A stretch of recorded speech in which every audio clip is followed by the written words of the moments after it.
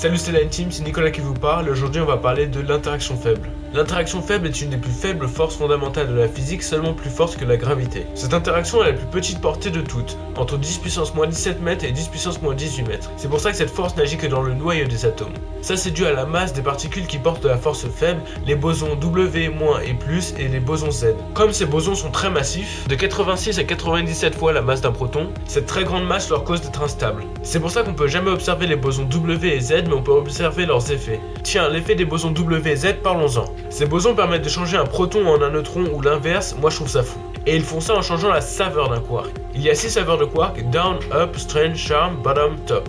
Les quarks les plus courants sont down et up. En effet, les cathodes quarks se désintègrent rapidement en quark down et up. Et c'est ça qui permet à un proton de se désintégrer en un neutron ou l'inverse. Prenons l'exemple de la chaîne proton-proton ou chaîne PP qui est une réaction de fusion nucléaire qui se passe au cœur des étoiles. Sous une pression immense, deux protons peuvent se rapprocher assez qu'ils fusionnent. Mais ce nouveau noyau ne peut pas être stable, donc quasi instantanément un des protons se désintègre en un neutron. Comme on l'a dit, ils font ça en changeant la saveur d'un de leurs quarks. Les protons sont composés de deux quarks up et un down, tandis qu'un neutron est composé de deux quarks down et un up. Les quarks up ont une charge de plus 2 tiers et les quarks down ont une charge de moins 1 tiers. Ce qui fait que les protons ont une charge de 1 et les neutrons n'ont pas de charge. Lors de la chaîne PP, un des quarks up devient un quark down. Et cela change totalement l'identité de la particule d'un proton à un neutron. Et à côté de ça, pour conserver les charges, un positron et un neutrino sont émis. L'émission d'un positron s'appelle la désintégration β+, et celle d'un électron s'appelle β-. C'est grâce à ce processus de chaîne PP que la fusion a lieu au centre du Soleil et que le Soleil brille.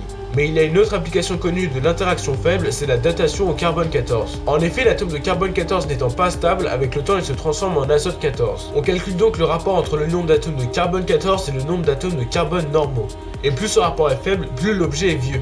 Voilà, si vous avez écouté, vous savez maintenant ce qu'est l'interaction faible, comment le Soleil brille et comment fonctionne la datation au carbone 14. Avec cette vidéo, nous terminons donc notre série sur les 4 forces fondamentales de la physique. Merci d'avoir regardé, je vous verrai la semaine prochaine.